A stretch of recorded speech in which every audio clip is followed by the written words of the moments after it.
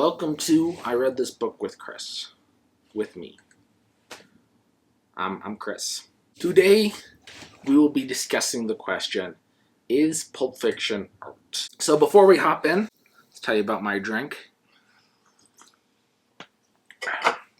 We have a non-branded Signature Select Italian sparkling mineral water. There we go. Totally not a knockoff of anything, just a store brand. Nope, that would be a ridiculous thing to do. But I got a little bit of lemon in mine. Very exciting. Alrighty, so the question, is Pulp Fiction art? I'm not talking about the movie Pulp Fiction. I'm talking about Pulp Fiction, fiction that is pulpy, and also Pulp Fiction. So Pulp Fiction is, if you want to go technical, it's a term that was applied to lower end fiction printed on crappy paper, late 1800s, 1890s to like the mid 1950s. It's called pulp because it was printed on cheap paper made out of pulp, wood pulp. It's hard to find books during that period or magazines during that period that have lasted that are pulp because they were cheap, they fell apart. That's the whole purpose of them, is to be disposable. So they were printed cheaply. The stories that were written cheaply. A lot of the early guys who wrote, a lot of the big names that you know from early science fiction were pulp artists. And they became good or became prolific, whether or not they are good, because they wrote so much. Because you'd have to pump out a story every week or two. You'd have to pump out a novel every month, every 6 weeks, every 2 months. And you just kept going and going and going and giving them more and more and more. Going through, reading, reading it once. And as you can imagine, a lot of that was not very good. You write a story once, you get rid of it after reading through it, making sure you spelled the person's name the same throughout the whole book, and then you just give it to your editor, and you're like, alrighty. Pulp Fiction doesn't really kind of exist right now because we don't print on that sort of stuff. But before Pulp Fiction, there were what were called, dime novels. A lot of westerns from the 1800s were dime novels. There were a lot of murder mystery type things.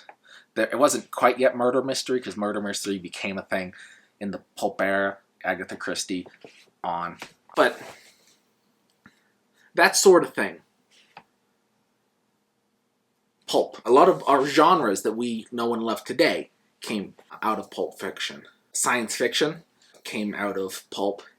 Murder mysteries, thrillers, westerns. If you go to the bookstore and they have a general fiction section, and then they go and they have a sci-fi fantasy section, and a mystery section, and then a romance section, and a western section, all of that stuff, that genre, basically could be pulp. It's the modern version of it. It's people, they go and they write it, and then you don't expect people to be talking about it 10 years later. So is Pulp Fiction art? So we got sort of an idea of what Pulp Fiction is. Now we have to figure out, what is art? How do we connect these two ideas? Art is it's a hard thing to put words about. Some people claim anything that people create in any form whatsoever is art. But by art, what I mean to say, and what I want to talk about here, is good art. You may have heard it on a previous video. I cannot, if you know person who originally came up with this idea or the original quote, I cannot find it. But when you come to the category of art, there is pornography, propaganda, and then true art. And by pornography, we don't mean just porn. We mean anything that is there to titillate. So you could put a lot of romance stuff in there. You could put the Fast and the Furious movies. There's not really any plot there. It's just, boom, we're fighting, or we're racing, or we're going fast, and then it's just a zoom in, zoom out. You see them jump over, or, Transformers. That goes in the pornography section. You have propaganda. You can think a lot of propaganda. Let's see. A lot of the people who make movies in order to win an Oscar, a lot of those people would be propaganda. A lot of those movies and type of sort of art would be propaganda. We are trying to go and sell the party line. We don't care about what's going on here. There's the character and the story and the plot and all the aesthetics that you put into it. None of that matters. You just need to toe the line. You need to say the right things. You need to have the people at the end come away with the right idea, which is do this is good, this is bad. Get rid of any concept of gray. That's propaganda. And then there's art. And then so art is not trying to titillate for titillation's sake. It's not trying to toe a party line. It's trying to tell a truth about the world in whatever way this artist does. I mean, you could go and, you know, I mean, we're here talking about books, talking about Pulp Fiction, but paintings can capture that. And you can look at it and you can feel something looking at some paintings. And other paintings may be all technically correct, but there's nothing there.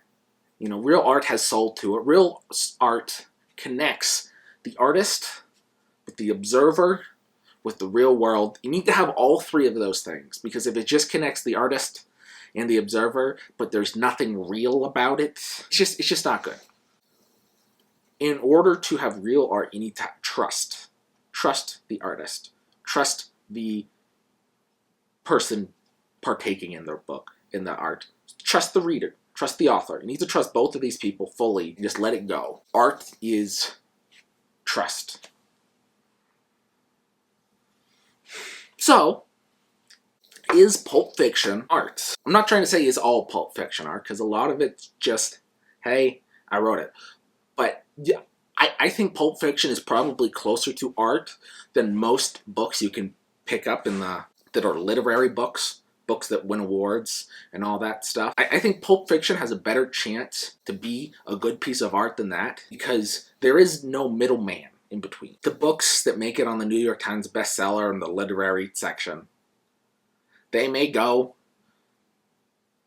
and have some interesting things there, and they may have some good prose, but you just go and you read it and you don't feel anything. It's just so tweaked.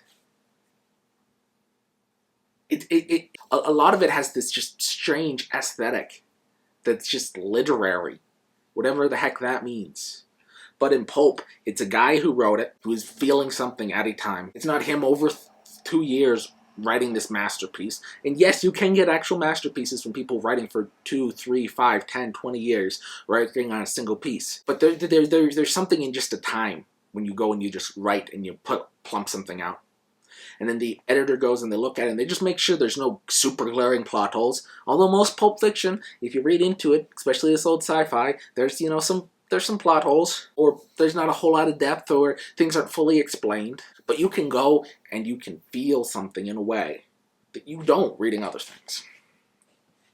It sort of comes from this whole idea of what is, when it comes to art, whether something's high art or low art. And these things can change over time. What's considered higher, considered low. I mean, people go and say like, oh, the opera is high art and stuff like that. Okay, kind of. And at one point, rock and roll was considered low art. And now people have museums and things need to be held in a certain way. You need to have the people argue over, what's the best way to listen to old Led Zeppelin, or I don't know any of these old rock and roll people. Is it still the same if you listen to it over Spotify, or do you really need to get the setup right?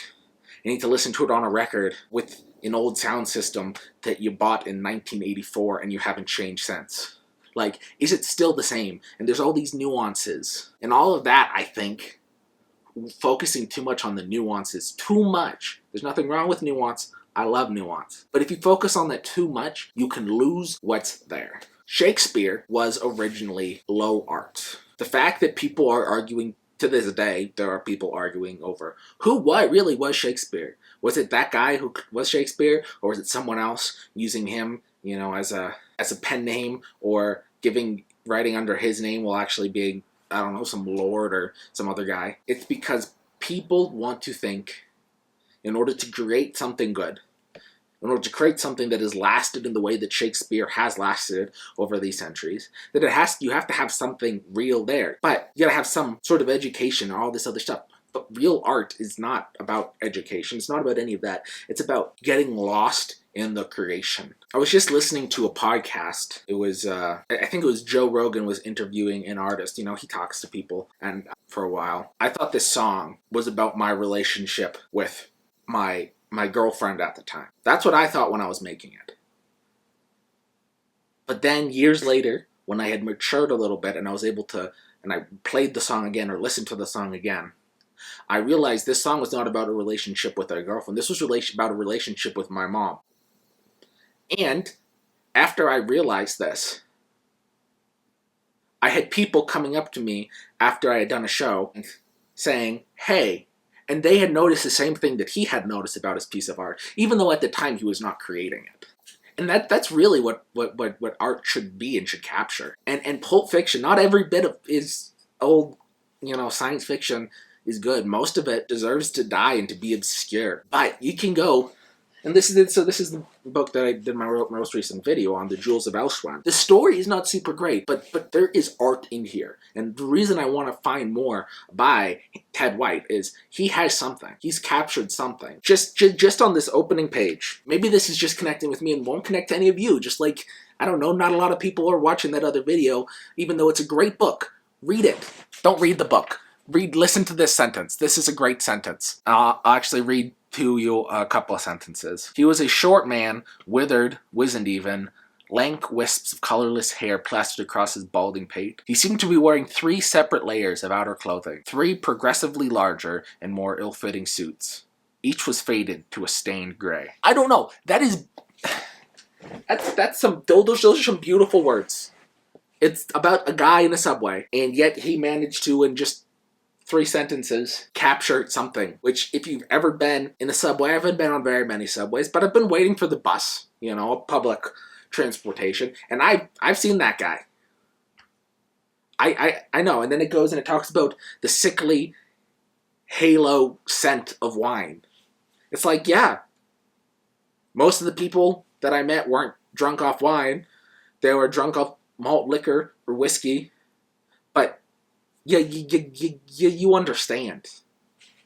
And that's something that you can capture in this whole thing. And maybe it's just a couple of sentences and it goes to crap, and then a few dozen pages later you get another few sentences, but I don't know.